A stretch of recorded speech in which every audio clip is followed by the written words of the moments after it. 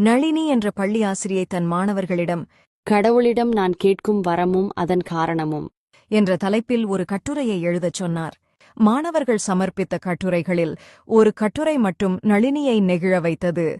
அந்த கட்டுரையை அவர் தன் சக ஆசிரியை மாலதியிடம் கொடுத்து வீட்டிற்குச் சென்றதும் படிக்கச் சொன்னார். அந்த கட்டுரையை படித்து மாலதி அழத் தொடங்கினார்.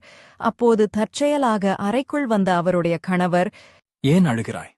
என்று கேட்க, என் சக ஆசிரியரின் மாணவி எழுதிய இந்த கட்டுரையை படித்துதான்.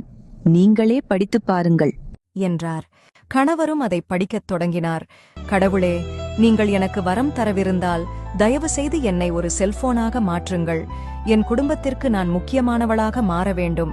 என் பெற்றோரின் முழு கவனமும் செல்போனில் இருப்பது போல என் மீதும் இருக்க வேண்டும். எங்க அப்பா வேலையிலிருந்து வீட்டிற்கு வரும்போது அவர் எவ்வளவு சோர்வாக இருந்தாலும் செல்போனுடன் நேரம் செலவிடுவது போல என்னுடனும் நேரம் செலவிடணும்.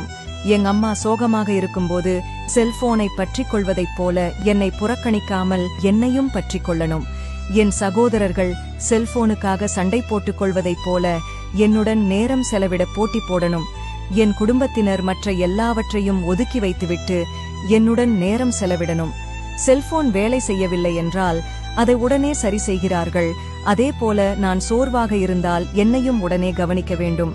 மொத்தத்தில் என்னை சுற்றியுள்ள அனைவரையும் நான் சந்தோஷமாக வைத்திருக்க வேண்டும். கடவுளே, நான் எதையும் அதிகமாக கேட்கவில்லை. என்னை செல்போனாக மாற்றுங்கள் போதும்.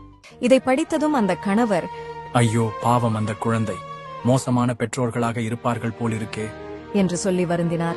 மாலதி அவரை பார்த்து, இந்த கட்டுரையை எழுதியதே நமது மகள்தான் என்றார். குழந்தைகள் நம் அன்பை உணரணுமே தவிர அதற்காக ஏங்கக்கூடாது.